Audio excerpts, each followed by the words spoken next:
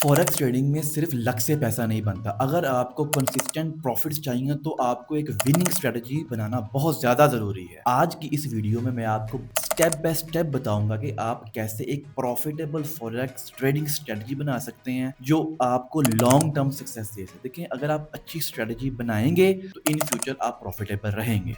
अस्सलाम वालेकुम traders, welcome to moneytree.pk। I hope you are doing very well. अगर आप फॉरेक्स ट्रेडिंग स्टार्ट करना चाह रहे हैं और बहुत ज़्यादा कंफ्यूज, तो आप इस चैनल moneytree.pk को सब्सक्राइब कर लें। यहाँ पर आपको डेली बेसिस पर ट्रेडिंग के रिलेटेड और ट्रेडिंग के अंदर आने वाली मुश्किलात के रिलेटेड आपको यहाँ पर पावरफुल नॉलेज मिले। अपना ट्रेडिंग स्टाइल तैयार करना, सबसे पहले आपको ये डिसाइड करना होगा कि आपका ट्रेडिंग स्टाइल क्या होगा। हर ट्रेडर का अलग ट्रेडिंग स्टाइल होता है और आपको वो सिलेक्ट करना होता है जो आपकी पर्सनैलिटी और टाइम को मैच करे। देखिए, मार्केट में ना डिफरेंट ट्रेडिंग स्टाइल्स होते हैं, जैसा कि स्कैल्पिंग। इसके अंदर क्या होता है कि short term high speed trading, fast profits होते हैं। उसके बाद हमारे पास आती है डे ट्रेडिंग। एक दिन के अंदर आपकी ट्रेड ओपन होती है और उसी दिन आपकी ट्रेड क्लोज भी हो जाती है प्रॉफिट के अंदर, अगर आपका एनालाइज बिल्कुल ठीक है। इसके बाद आती है स्विंग ट्रेडिंग। अब ये स्विंग ट्रेडिंग क्या होती है? अब ये कह लें कि एक दिन या 5 दिन या हफ्तों तक ट्रेड्स को होल्ड करना, इसे हम स्विंग ट्रेडिंग कहते हैं। इसके बाद हमारे पास आती है पोजिशनल ट्रेडिंग। कह लें कि लॉन्ग टर्म इन्वेस्टमेंट्स होती हैं जो हम एक लॉन्ग टाइम फ्रेम पे करें। अगर आपको जल्दी जल्दी ट्रेड्स लेना पसंद है ना,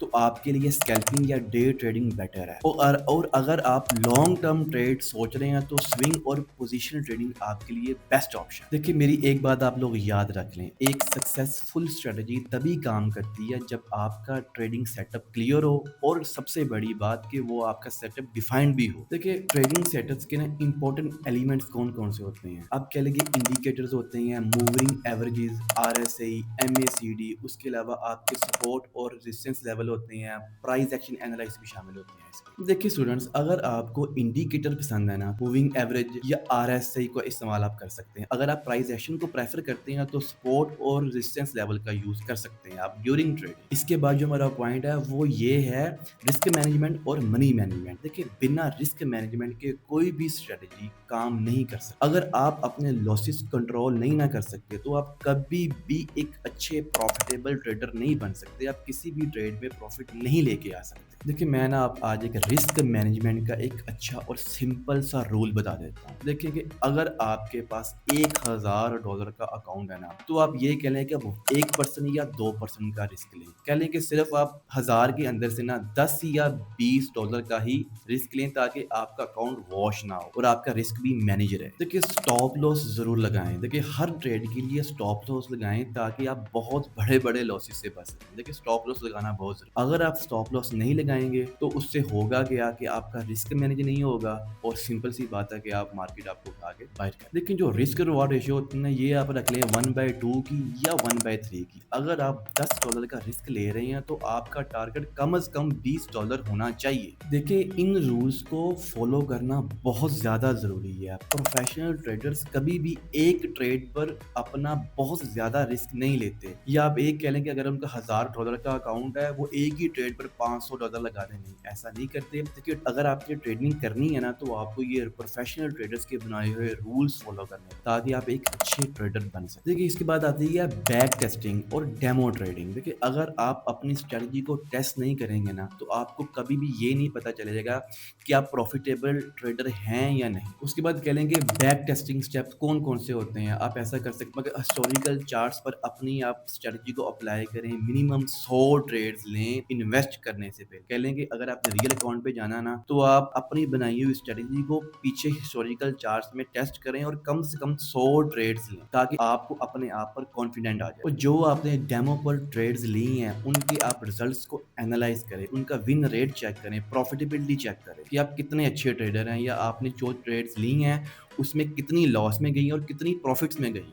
देखिए, जो बैक टेस्टिंग है ना, ये आपको ये बताएगी कि आपकी जो बनाई हुई स्ट्रेटजी है वो रियल मार्केट में कैसे वर्क करे। जो आपकी स्ट्रेटजी है आपको ड्यूरिंग ट्रेड प्रॉफिटेबल देती है या नहीं। अगर आपको आपकी स्ट्रेटजी प्रॉफिट ही नहीं दे रही, तो आपको अपनी स्ट्रेटजी को इम्प्रूव करने की जरूरत है। लाइव ट्रेडिंग और स्ट्रेटजी ऑप्टिमाइजेशन। देखिए, जब आपको डेमो पर कॉन्फिडेंस मिल गया है ना कि आपकी स्ट्रेटजी 100% एक्यूरेट है, तो इसका मतलब ये है कि आप रियल टाइम इन्वेस्ट कर सकते हैं और रियल रियल ट्रेडिंग कर सकते हैं। जो आपकी प्रैक्टिस है ना, ये आपकी स्ट्रेटजी को इम्प्रूव कर, आपको डेमो अकाउंट्स पर पता चल जाता है कि भाई आपकी स्ट्रेटजी कितनी अच्छी है और ये रियल टाइम मार्केट में कैसे वर्क कर रही है। अच्छा, अपना लाइव ट्रेडिंग के कुछ रूल डिस्कस कर लेते हैं। हमेशा आप छोटे कैपिटल से स्टार्ट करें। हमेशा कह लें कि आप सबसे स्टार्ट में आप क्या करें, आप छोटी-छोटी ट्रेड्स लें। इसका मतलब ये है कि छोटे लॉट साइज़ को ओपन करें आप और स्मॉल कैपिटल से स्टार्ट करें और क्या स्ट्रेटजी को फॉलो करें और इमोशंस बिल्कुल ना हो। आपको पहले भी बताया कि इमोशनल ट्रेडिंग बिल्कुल नहीं करनी है। देखिए, डेली ट्रेडिंग जर्नल को मेंटेन करें। जो आप ट्रेड लेते हैं ना डेली बेसिस पे, उसको एनालाइज करें और अपनी मिस्टेक से सीखें कि आप कैसे मार्केट में इंप्रूवमेंट लेके आ सकते हैं,